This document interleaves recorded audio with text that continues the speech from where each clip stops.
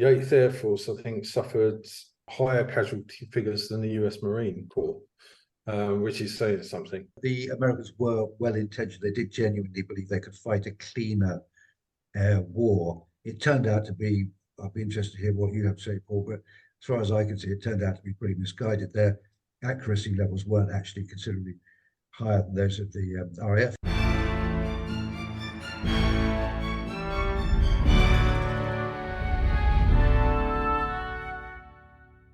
Hello and welcome to the pod. This is just a quick emergency episode for you dear listeners as we talk about the Allied bombing campaign and the new Apple TV series Masters of the Air, with two experts of that campaign in World War II. Paul Bingley, historian of the US Army Air Force, and Patrick Bishop, historian of the Royal Air Force and Bomber Command. No spoilers, it's more of a general chat on the history behind it and what the show gets right and wrong. I'll hand you over to myself, Paul and Patrick.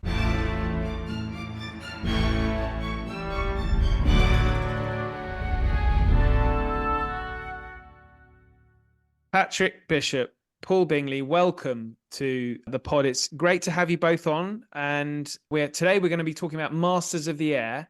So just before, I'm just going to introduce you for our listeners.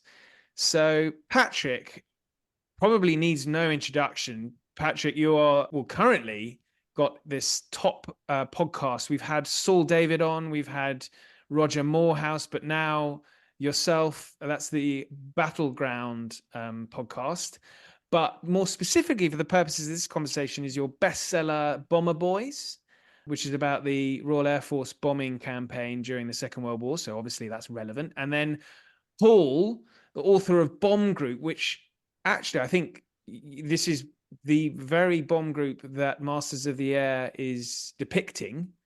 So not quite, Ollie. Pick me up there then, please. Okay, so it's based on the 100th bomb group, which was based at Thorpe Abbotts. But my expertise and the book that I've written, Bomb Group, is about the 381st, which was based at Ridgewell in Essex. So slightly different, but actually the stories are pretty much the same. Well, I'm in the presence of experts then. So I thought we could just kick off with just your immediate reaction to what you think. I think we've been given all the episodes to watch, but we're all far too busy to spend our lives watching TV shows. But I've watched 4 or 5. Patrick, you've just told me you've watched 4. Paul, I don't know how many you've watched, but Patrick, I'll just start with you. What's your initial reaction to Masters of the Air? Well, it's a great production, isn't it? I mean, it's wonderfully done. All the reconstruction, everything, all the technical details seem to be absolutely spot on. Beautifully shot. I think a little bit excessive use of computer-generated imagery, which I think this is a tendency when you've got this fantastic resource. There's a slight sort of temptation just to throw the whole kind of kitchen sink at it, and so you get these spectacular effects, which, to my mind, kind of reduce the drama a wee bit. I mean, I'm thinking actually, it's not dissimilar to a movie that came out in 1990 called Memphis Belle, which follows same sort of trajectory. It's one bomber crew essentially. In this case, it's more of a squadron. But they're on their 25th. They're coming up their 25th mission. They've survived thus far.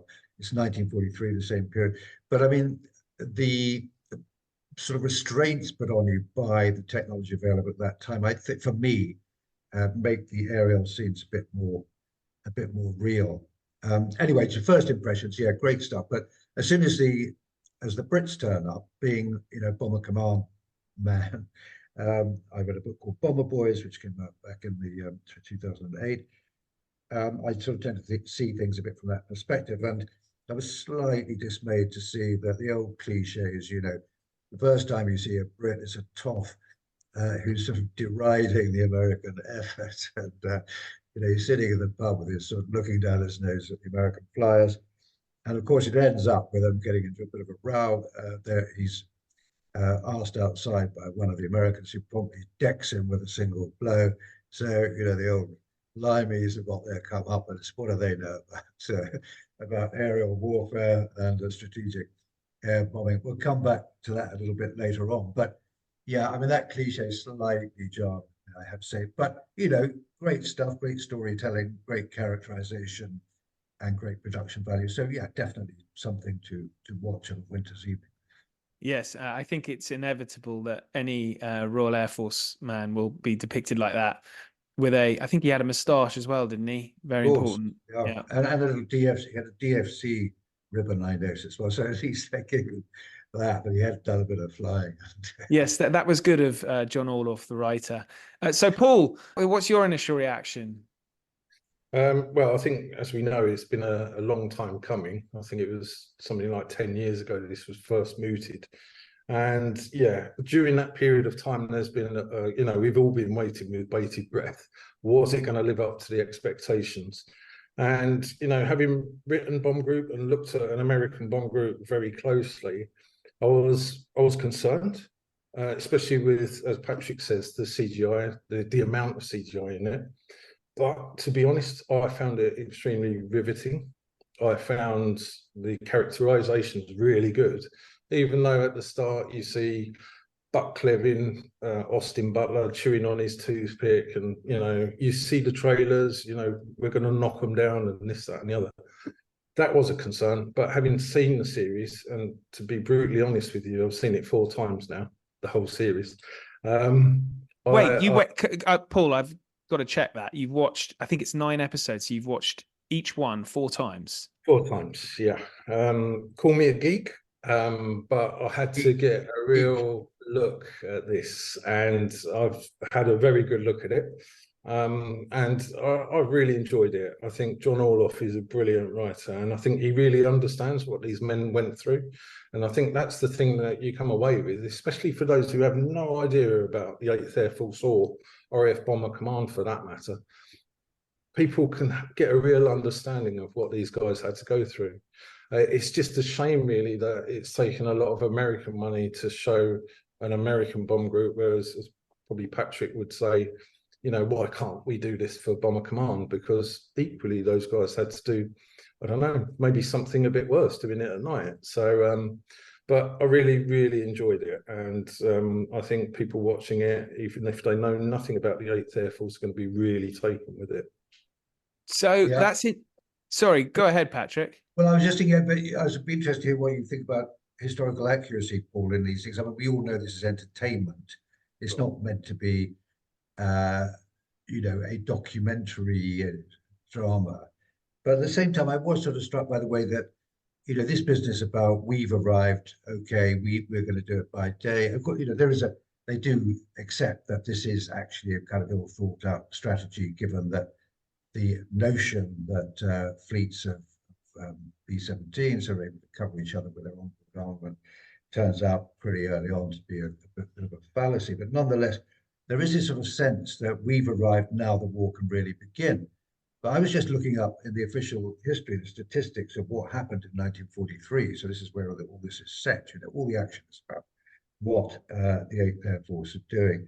But in 1943, the RAF dropped, and this is probably the only metric you can use to actually gauge process, given it's impossible to gauge what damage is being done on the ground by your bombs. But anyway, so in bomb tonnage, 1943, the RAF dropped 157,457 tons of bombs. The United States Army Air Forces dropped 10,655. So what is that? A 15th of the tonnage dropped by the RAF. The following year, when things pick up, operations, intensify for the Americans. They're still lagging way behind. 525,000 roughly for the RAF, 392,000 for the Americans. It's only in 1945, the first 4 months of 1945, when they actually get up to level pegging. So, the strategic air campaign was basically, essentially, an RAF Bomber Command effort. I think just a little nod to that reality would have been welcome. I accept that this is entertainment. It's not strict history. What do you think, Paul? I see exactly what you're saying. I think what you can say also is that the 100th Bomb Group, who are depicted in Masters of the Air, they arrive in, I think, May 1943. And before then, there was just a handful of bomb groups in the UK. It was around May and June and July when most of the heavy bomb groups started to arrive. So it was going to take them time to pick up. We're never going to get anywhere near what RAF Bomber Command were doing at the time. So yeah, I absolutely take what you're saying. Again, I like you, I was a bit upset to find the RAF painted as they were in this series. In fact, it's not only that particular part in the pub, it's also a bit later on when Harry Crosby, the group navigator of the 100th, goes to a conference in Oxford, and he meets, I think he's a British Army officer who, comes out with the old expression, they're overpaid, oversexed and over here. And, I thought, here we go again. It's just, why do you have to do this? But again, all I can say is this is an American show. It's backed by American money. And it's about American groups. So we have to kind of let them go with it to some extent. Well, one thing I wanted to ask both of you, actually, which I think is maybe represented by the early altercation between the Royal Air Force officer and the US Army Air Force officer, which is the argument over daytime bombing and nighttime bombing. And I guess the Americans are bombing during the, you can correct me because I'm sure I'm going to get this wrong, but the Americans are bombing during the day so they can see their target. It's more likely to hit. And there is an implication, and this may be incorrect, there's an implication that it's a more humane way of bombing.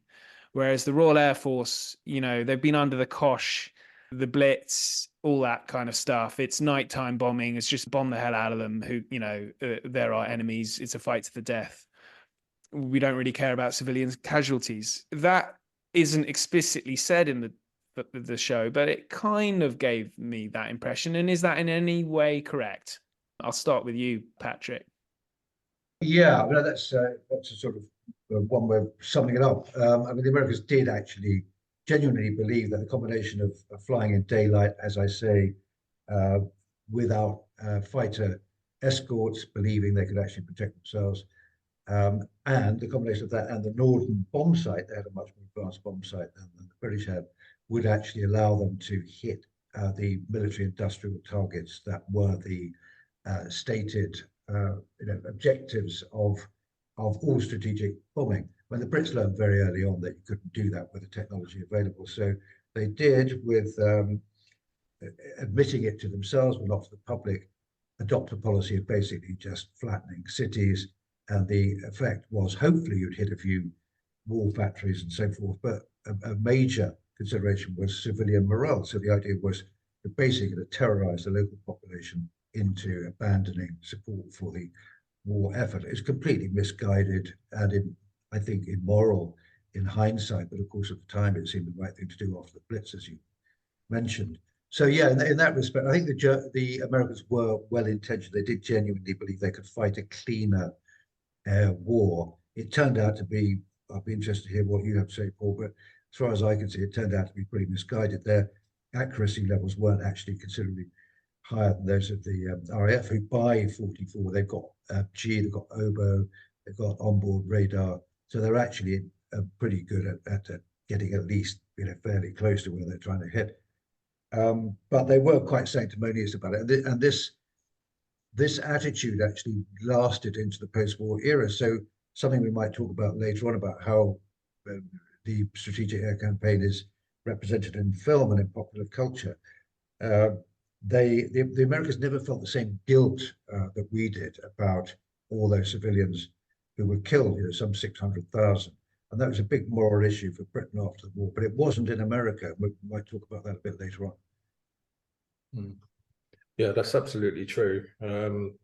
You can see when the Americans first arrived, and I found this quite surprising when I was researching Bomb Group. The idea for these guys was, we're going to go and sock it to the Germans, we're going to go and do this, we're going to go and do that, when the Brits have been doing that for quite some time before, at least 2 years. But that was a bravado, that was a thing that came across, and it certainly comes across in Masters of the Air. I mean, when they first arrive, first time in the sawmill, all this kind of speak. And when you hear that in a trailer and you think, this is going to be another Hollywoodized version of something that's gone before. But actually that did occur. That was a thought in these guys' minds. They've seen what's happened at Pearl Harbor. They've seen what's happened to the British. We're here now, as Patrick said earlier on, to come and save the Brits, to come and save the world. But the irony is, actually, it was aids like GH and Oboe and H2S that actually helped the Americans in the latter part of the war. So there were occasions on, for example, the first Schweinfurt-Regensburg raid on 17th of August 1943. This is also depicted in Masters of the Air when the 100th, they bomb Regensburg and they swing down towards North Africa and land there.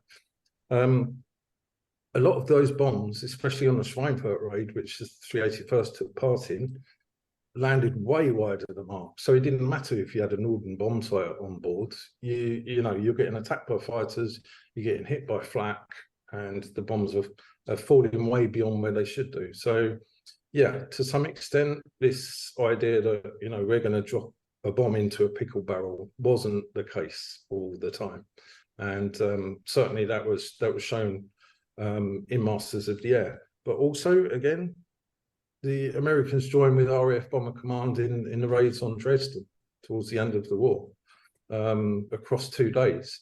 And I don't think any Norden bomb sites were used on those raids, to be honest with you. I think it was just a case of, we need to hit them now, we need to stop them, and that's what we're going to do. So yeah, precision bombing didn't last throughout the whole of the Second World War for the Americans, that's for sure.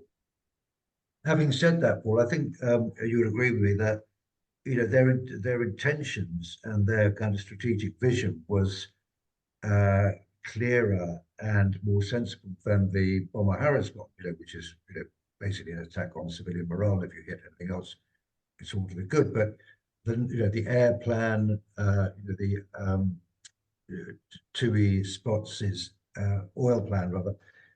This is before D-Day, and there's a thought. Okay, we've got to carry on. We've got to hit things that are really going to damage the German war economy. And by that said, you can actually hit synthetic oil plants and all the rest of it. In fact, they got diverted to another equally good targeting thing, but with some reluctance, which was the transportation system, which would bring German troops into the battle area where the invasion was going to arrive. But I think the American thinking was actually in some ways better than the British thinking. So I don't want to sort of give the impression that somehow they came to the theatre from a position of ignorance. I think they thought it through. The whole air power theories of the 1930s were very, very prevalent in America among the father of Billy Mitchell, essentially the father of the American Air Force, was a great believer in the Giulio Douhet, the Italian air power strategist, great follower of his, as indeed were people in Britain. But so a great deal of thought had gone on to this idea that this doctrine that you can actually win a war by air power alone. And there are many, many people who believe that inside the American Air Force, and who've given it quite a lot of thought. So there are kind of basically two doctrines in air power. So there's the German one, which is, if you come from a land-based military tradition, you think, okay, the Air Force is just a brilliant adjunct to what is going on the ground. So hence the fact the Germans didn't have big bombers, they concentrated on medium bombers that could support the infantry, support the ground forces. But the British and the American, and indeed the Italian view was, no, you can actually get the whole thing settled by aerial bombardment, and the ground forces just come in and finish the job.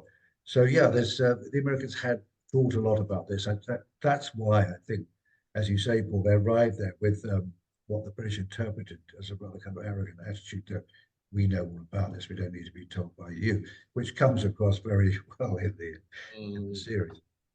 I think to some extent as well, they were helped as well by the B-17. I was about to ask about the aircraft itself, actually, yes. Yeah, it had 12 machine guns, 12 50 caliber machine guns, unlike, I don't know, Patrick could correct me here, I don't know how many on a Lancaster, to my shame. Patrick?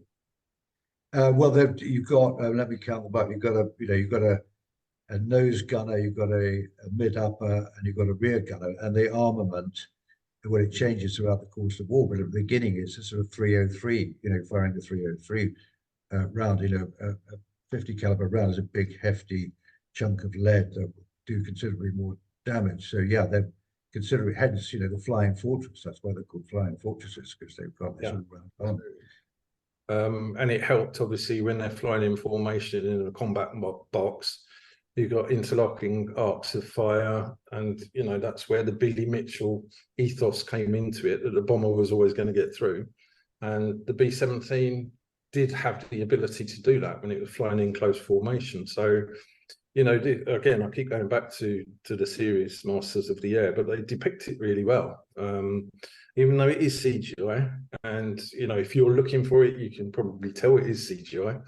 But actually, if you look at it in the round, they've pretty much got it off to a T with the formations. And I found it quite interesting. I think in the second or third episode, one of the B-17s is hit by flak. It starts dropping back in the formation, so the rest of the formation slow down and guide him along, because if you were lost from a formation, if you were on your own, you were easy meat for the Luftwaffe. So I found that quite interesting. But yeah, it was the doctrine of the Americans, close formation flying, interlocking arcs of fire from 12 machine guns per B-17. That was going to help you. But the Germans quickly found the weak spot, and that was to attack head on. And that's why you got 12 o'clock high, 12 o'clock right in front of the aircraft. And that's where most of the casualties were first suffered, in the nose of the aircraft, so the bombardier and the navigator. So yeah, I keep going back to Masters of the Air, but I did find it really illustrating about what these men went through and the kind of things they had to deal with. Well, speaking as someone who knows nothing about the ins and the outs, the combat scenes are absolutely stunning. I thought, really, I thought they were incredible. But on that arcs of fire, I have a probably rather a stupid question, but it did feel like that it was very easy for sort of friendly fire when you're in your, and I assume this is the case for the Lancaster as well. If you're one of the machine gun turrets and was this something that wasn't really discussed but happened quite regularly, where you would accidentally fire on a fellow aircraft? I think that's a pretty good way of putting it. It probably wasn't discussed, but I know it did happen.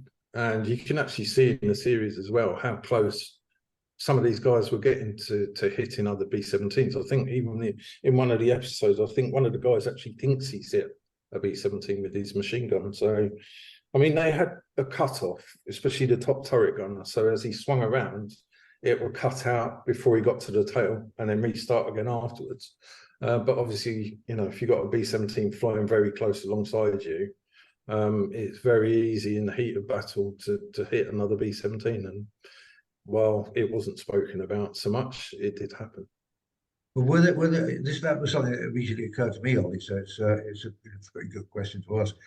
But were there drills to? I mean, if you're in this tight box, did they practice in order to avoid just what we're talking about? Yeah, so I'll talk about the 380 first, because that's what I've studied. Before they came to England, they spent 3 months training, and they went through 3 phases of training. Each one got progressively more difficult. The second phase of training was involving formation flying. So literally you had to fly wingtip to wingtip, and you'd have this combat box of high, low and lead, progressively staggered out. But the object was you had to remain in that box, even when you're approaching the target. So we hear in Masters of the Air, we're approaching the IP, the initial point. That's the point at which the bomb run starts. And at that point, the pilot would switch over control of the aircraft to the bombardier, which you see in this series quite often. And that meant that aircraft could take no evasive action whatsoever. You literally just had to fly through the flak. And, I found myself in episode 5, I think, which was really jarring. It's the Munster raid where the 100th loses 12 of its 13 B-17s. I found that really jarring. It shook me, because you're literally being shaken about yourself. And I can't imagine what it must have been like seeing that flak in the distance, knowing full well you had no option but to go through it. So again, hats off to the producers because they've showed that really well. Yeah, just to answer your question, Ollie, about the about Bomber Command. As far as I'm aware, it's been quite a while since I read this book, and I haven't been over the subject much since. But I think that, you may correct me, Paul, if I'm wrong, but I think there was a lot more. The bomber stream was a lot looser formation, and you were capable of taking evasive action. One technique was called the corkscrew. So one of the great fears of a bomber crew is when they're fixed in the searchlights, particularly as you're getting into the target, when you go through layers of searchlights. And it's called being coned. So it's when 2, 3 searchlights actually fix you, and once they've fixed you, then you're, it's like daylight inside the aircraft. And of course, the flak crews down below can see you. They've got radar to guide them on, all the rest of it. So it's a very, very terrifying moment, a very vulnerable moment. So, but the technique was called corkscrew, where they immediately throw the Lancaster, even though it's a big, heavy plane, bigger than the B-17.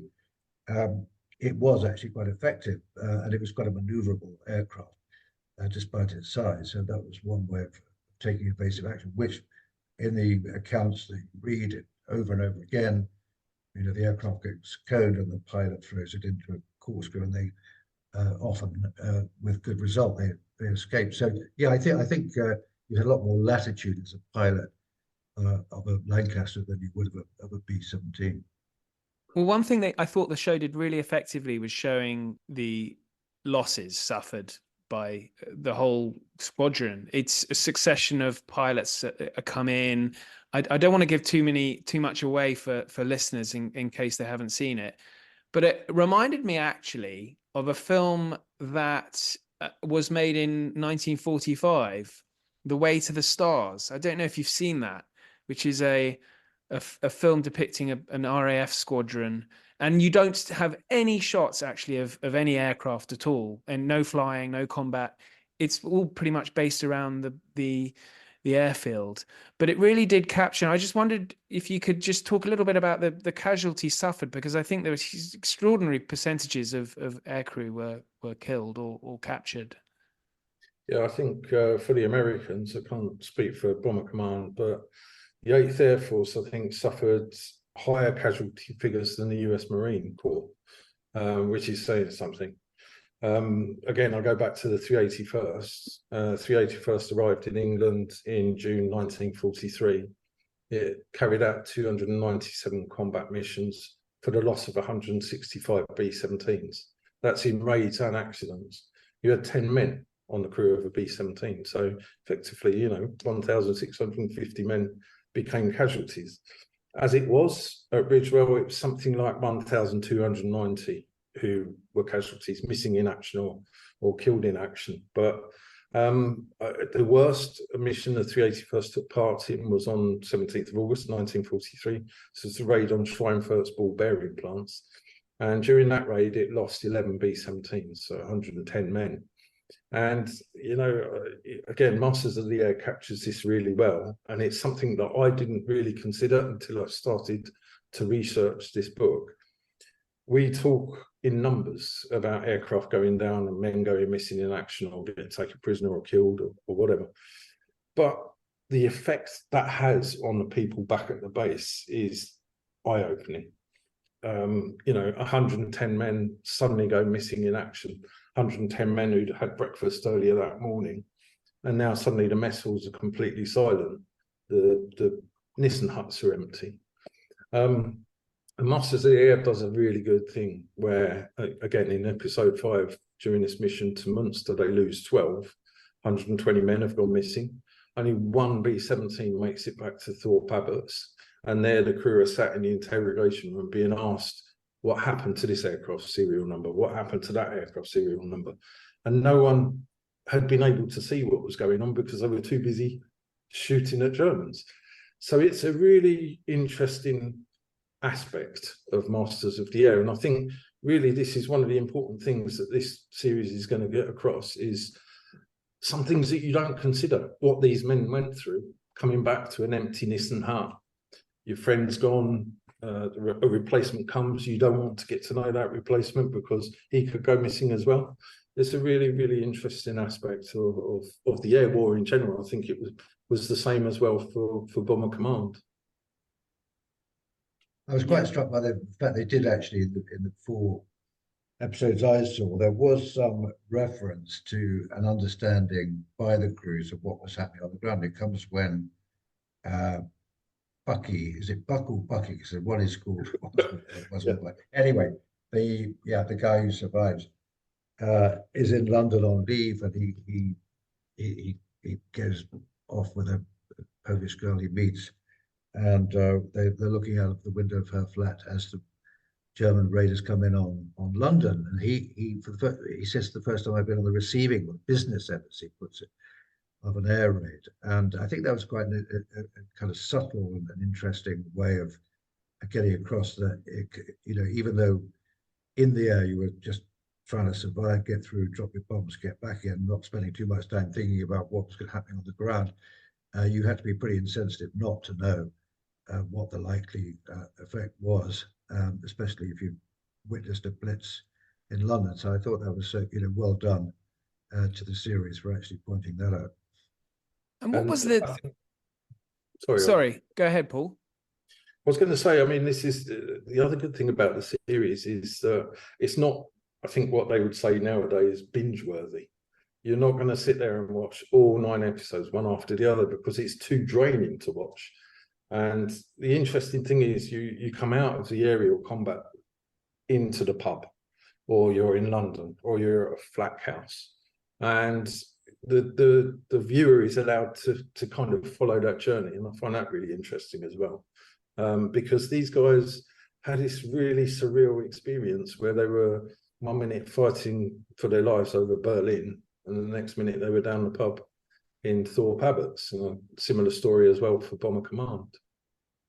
I was interested in because one of the character you mentioned there, Patrick, who at one point shows, I think, because he's seen a lot of his friends die, he hasn't got much sympathy for the recipients of the bombs on the ground. And I wondered what I mean, I guess there's no one attitude. They didn't all think the same thing. But was there a kind of overlying approach to, well, this is a job, it may not be a particularly nice job, but it's a job we've got to do? Or was it, they deserve everything they've got? And I mean, I spoke to, when I was researching my book, a lot of these survivors were still around, and I spoke to loads of them in the course of the research. And I think they pretty much all said the same thing, that once the sort of rights and wrongs of what they were doing were very much the last things on their minds. What they were actually engaged in was getting through their tour of 30 ops, 25, I think, in the case of the Americans.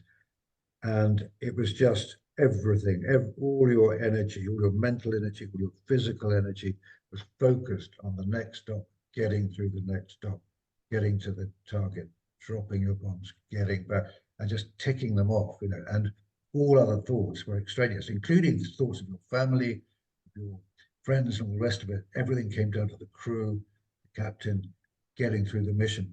And so it was only subsequently, I think, that they gave much thought to this. And I think the general view of Britain, which I think was reflected in the cruise, was, well, the Germans started this, they blitzed us. This is the only way we can hit back at them. The nation is the enemy, insofar as they say they articulated this. And so, the Germans are getting what's coming to them. But I don't think anyone exulted in this. I don't think anyone took pleasure in this. In fact, there was one slightly jarring note when Bucky or Puck hears that his mate has gone down, and he says, there's this sort of code about the team. Use the sporting analogy. Are we playing tomorrow? I'll be there for the start.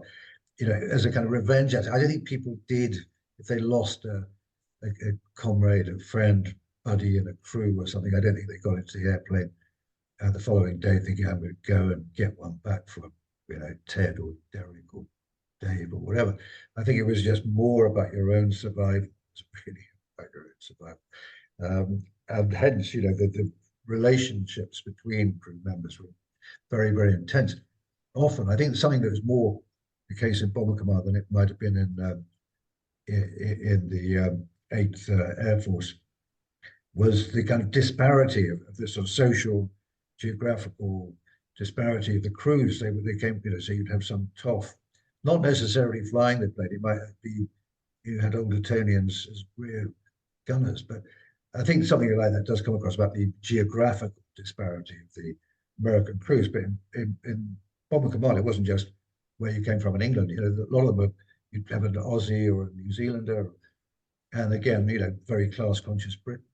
You'd have these very different sort of people from very, very different backgrounds, all in the same enclosed space, all utterly having to rely on each other, which sort of adds, I think, greatly to the sort of to the interest of that particular fighting experience. Yeah, Paul, I wondered what was there is there a similar sentiment with the American air crews regarding their job? Yeah, I mean, when the Americans first arrived, the tour of duty was 25 missions, and you see that in Masters of the Air. But actually, partway through the war, it gets increased to 30, and then it gets increased to 35. So if you were partway through your tour, you got another few missions lumped on at the end of it. And these guys, it became clear that each mission it could be your last. So to have another group of missions tagged on at the end of your tour was a bit of a killer. And you can see that again in Masters of the Air. It's a good illustration of what they had to do. That came about through Jimmy Doolittle when he took over as the 8th Air Force commander. He changed the kind of tactics. He made the 8th Air Force bomber boys effectively the bait, sending them in, but with the fighters ahead to draw the Luftwaffe up in order for them to be shot down, and then the bombers would go and destroy any replacements on the ground. But at this time, the attrition in bomber crews was reducing. So crews were finishing their tours and going off back to the States to become instructors or whatever. So these experienced guys were going, and there weren't as many crews coming through to replace them. So that was one of the reasons why this tour was extended, and again, extended to 35, which you can only imagine if you're having to go through this on a daily basis, to know that you've got another 5 missions on top of what you were expecting. Yeah, that would have been a killer. Right. Well, I think we're probably coming to the end. I just wanted to talk a little bit, because Patrick, you alluded to this earlier, the kind of response in popular culture. You mentioned Memphis Belle. There's the Battle of Britain, which probably many people have watched. But I remember I read a very good, I'm not sure if you're familiar with Kurt Vonnegut, his Slaughterhouse 5 novel, which is not complimentary either to the British or the bombing campaign. And that's a sort of an American viewpoint from the ground there in during the Second World War. So I just wondered, from both the sort of a British and American, I guess, a legacy of the bombing campaign for both countries. Starting with you, Patrick, again. Yeah, I think Kurt Vonnegut was unusual in taking that view. If you just look at the popular culture aftermath, how the American bombing campaign is represented, there's very little guilt, as you rightly said, Paul. The USAF was at they were very much there at Dresden. They were also forgotten at Hamburg, with the first big massive civilian death toll that of the air war in Hamburg. The American bombers there as well.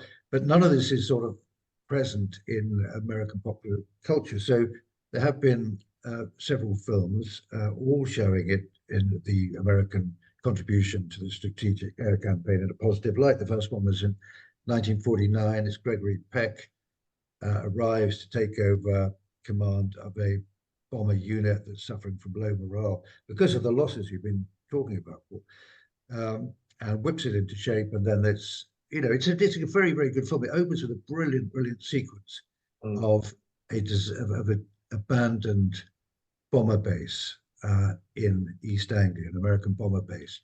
Fabulous opening sequence of a sort of flapping doors And the narrator says, only a few years ago, this was a very different, and he sort of cuts this bustling, very energetic, warlike atmosphere. It's sort of a melancholy, sort of flat field is the sort of ghostly memory of all this. But it's all done in a very positive way. There was no British film about the reality of the bombing campaign. There's the Dam Busters. We all remember the Dam Busters. But that's about a specific operation, which is a success, and no one can argue with the fact that a dam that supplies the power to the Ruhr, where the German war machine is roaring away. No one can possibly dispute the value of that operation. There's another one called Appointment in London with Dirk Bogarde, came out in 1953. That's very much about the psychological effects, the stresses and strains, quite, pioneering for its time, but nothing that actually describes the business as this series does, at night after night, going out against appalling odds, the horrific experience of this very new form of warfare, the effect it has on the people, and alluding to the effect that it has on the people underneath you. I think that's long overdue. Maybe it would be great if Masters of the Air actually prompted some British equivalent. I won't hold my breath because I think the costs are absolutely enormous. But there we are. Yeah, I think we'll be waiting a long time to see that, but it would be a brilliant enterprise if someone was to take it on.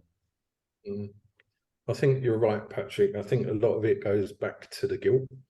I think probably at the end of the Second World War, when Winston Churchill didn't acknowledge really Bomber Command because of what had happened recently at Dresden, painted Bomber Command in an unfair light.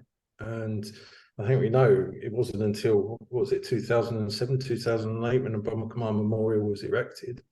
It took so long for that to happen. So, the Americans don't have that kind of guilt. Yes, Dresden was a blot on the landscape, but in general, those crews are seen as doing a good thing. And whether it was because they were meant to be precision bombing or not, I don't know. But yeah, they don't have the same guilt that RAF Bomber Command has, and I think that's a bit unfair. And I think, there are these two scenes in Masters of the Air where the Brits are shown in this not favourable light, equally unfair. So hopefully, as you say, one day, finances allowing, they do something for the men of RAF Bomber Command. Yeah. Well, that's been fantastic and a great way to end it. Both of you, thank you so much. Paul, your book, Bomb Group, Patrick, Bomber Boys. I've put links in the show notes for everyone. I've put links in for a few other things we've discussed. And that just leaves me to thank you. And to listeners, enjoy watching Masters of the Air. Thank you very much, Ollie. Thank you, Patrick. Thanks for having me on. Yes, really enjoyed it. Cheers. Well, listeners, I hope you enjoyed that. Thank you for listening. If you ask me, the chances of a series being made here in the UK about Lancasters bombing Hamburg and Dresden are zero, which is a shame because there is a debate to be had about the nuances of history, but there you are. Tomorrow's episode is with Gordon Corrigan as he discusses great British commanders of World War II, and Bomber Harris makes an appearance. But until then, thank you and good night.